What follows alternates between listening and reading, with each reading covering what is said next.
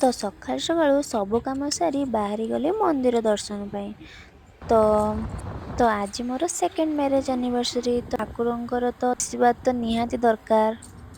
Hello friends, ଆଜି ମୁଁ ବହୁତ ଖୁସି କାହିଁକି ନା ଆଜିକା ଡେଟ୍ଟା ମୋ ପାଇଁ ବହୁତ ସ୍ପେଶାଲ। ତ ମୁଁ ରେଡ଼ି ହେଇକି ବାହାରି ଗଲି। ତ ଲାଷ୍ଟ ଯାଏଁ ନିଶ୍ଚୟ ରହିବେ। ତ ମୋ ହଜବେଣ୍ଡ ମତେ ନେଇକି ପହଞ୍ଚିଗଲେ ବାରବିକ୍ୟୁ ନେସନ। ସେ କହିଲେ କି ଆଜି ତୋ ଇଚ୍ଛା ଯେତେ ପାରିବୁ ସେତେ ଖାଇପାରିବୁ। ମୁଁ କହିଲି ବାକି ତ ମୁଁ ତ ଏତେ ସାରା ଖାଇପାରେନି। ତ ମୁଁ ଭାବିଲି ନା ଛାଡିବା କାହିଁକି, ସବୁରୁ ଟିକେ ଟିକେ ଖାଇଦବା। ତ ମୁଁ ଆଉ କିଛି କହିବିନି, ଆପଣମାନେ ଖାଲି ଦେଖିବେ। ମୁଁ ଟିକେ ଖାଇବାରେ ବିଜି ରହିବି ନା। ସବୁରୁ ଟିକେ ଟିକେ ଖାଲି ଖାଇଲି। ତ ମୁଁ ତ ଏତେ ନନଭେଜ ପ୍ରିୟ ନୁହେଁ। ତ ମୋର ସବୁ ଭେଜ ଜିନିଷ ପସନ୍ଦ। ତ ମୁଁ ମୋର ଭେଜ ରୁ ହିଁ ଷ୍ଟାର୍ଟ କରିଦେଲି। ପନିର, ମସରୁମ। ନା ଏବେ ଏତେ ଜଲଦି ଖାଇ ହବନି। ଟିକେ ଯାଇକି ଚାରିଆଡେ ବୁଲି ଆସିଲି। ଆଉ ପସନ୍ଦର କଣ ସବୁ ଅଛି। ସବୁ ତ ଖାଇ ହବନି, ତା ଭିତରୁ କିଛି କିଛି ଜିନିଷ ମତେ ଯୋଉଟା ପସନ୍ଦ ମୁଁ ଆଣିକି ଖାଇଲି।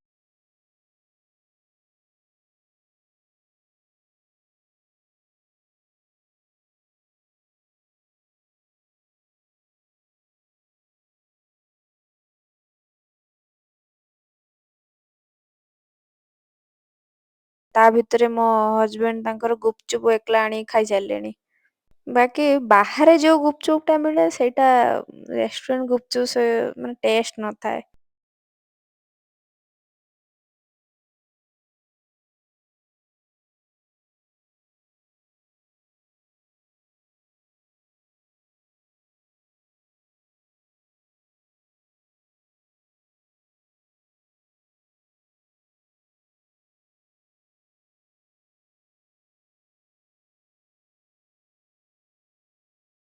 ତାପରେ ମୁଁ କହିଲି ମୋ ପାଇଁ ଟିକେ ମସାଲା ସୋଡା ମଗେଇଦବା ପାଇଁ। କିନ୍ତୁ ସିଏ ଯେହେତୁ ଥଣ୍ଡା ପିଅନ୍ତିନି ତ ଏକଲା ମୋର।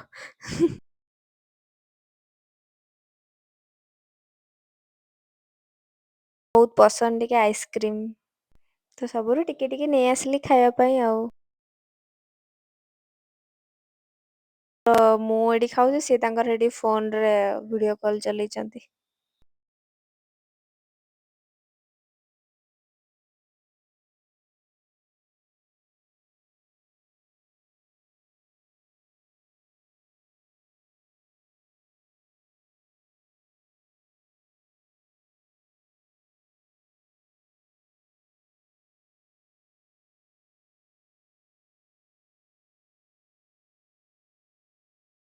ଦେନ୍ ଆମେ ଦି ଜଣ ମିଶିକି ଟିକେ କେକ୍ କାଟିକି ଖୁଆଖୁଇ ହେଇଗଲୁ।